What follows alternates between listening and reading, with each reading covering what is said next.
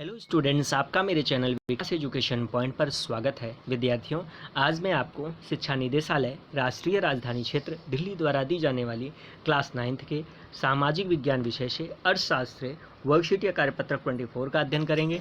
विद्यार्थियों, यह कार्यपत्रक 2 सितंबर 2021 की है। आइए अध्ययन करते हैं। आज का हमारा उप विषय है पालमपुर गाँव की कहानी भाग 2। बच्चों, भाग 1 पिछले वर्कशीट में हमने पढ़ा था। आज हम पालमपुर गांव की कहानी भाग 2 के बारे में पढ़ेंगे। तो बच्चों, पालमपुर में खेती मुख्य क्रिया है, जबकि अन्य कई क्रियाएं जैसे लघु स्तरीय निर्माण, डेयरी, परिवहन आदि सीमित स्तर पर की जाती हैं। इन्हें गैर कृषि क्रियाएं कहा जाता है।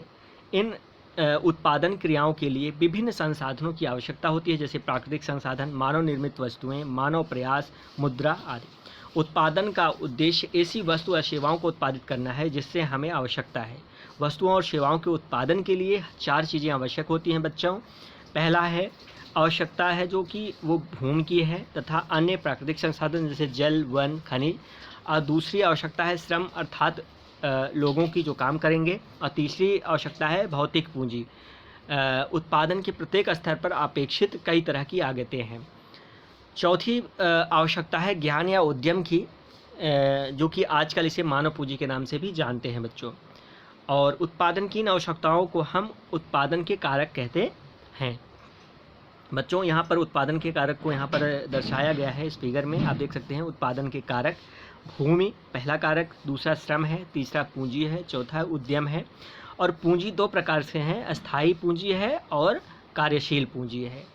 ठीक है, तो यह था आज का हमारा कार्यपत्रक। आइए दिए गए प्रश्नों के उत्तर करते हैं। पहला प्रश्न है, उत्पादन से आप क्या समझते हैं? तो इसका आंसर करते हैं बच्चों।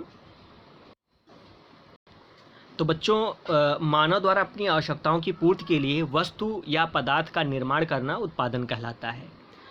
दूसरा क्वेश्चन है, उत्पादन के कारकों के नाम बताइए। तो उत्पादन के कारक हैं भूमि, श्रम, पूंजी और मानव पूंजी। थर्ड क्वेश्चन है बच्चों, उत्पादन के कारकों में से कौन सा कारक सबसे महत्वपूर्ण है और क्यों? तो बच्चों, उत्पादन के कारकों में मानव पूंजी सबसे महत्वपूर्ण कारक है, क्योंकि मानव ही अपने ज्ञान और उद्यम से उत्पादन को संभव और वस्तुओं को उपयोगी बनाता है। ठीक है, तो इस प्रकार से आंसर कर लेंगे बच्चों। नेक्स्ट क्वेश्चन है क्वेश्चन नंबर 4, पालमपुर में की जाने वाली 3 गैर कृषि क्रियाओं के नाम लिखिए। तो पालमपुर गाँव में की जाने वाली गैर कृषि क्रियाएँ हैं लघु स्तरीय निर्माण है, डेयरी है और परिवहन है। इस प्रकार से इसका आंसर हम कर लेंगे बच्चों। नेक्स्ट क्वेश्चन है, उत्पादन क्रियाओं के लिए किन संसाधनों की आवश्यकता होती है? तो बच्चों, इसका आंसर करेंगे, उत्पादन क्रियाओं के लिए वस्तुओं और सेवाओं के उत्पादन के लिए 4 चीज़ें आवश्यक हैं। पहली आवश्यकता है भूमि तथा अन्य प्राकृतिक संसाधन जैसे जल, वन, खनिज।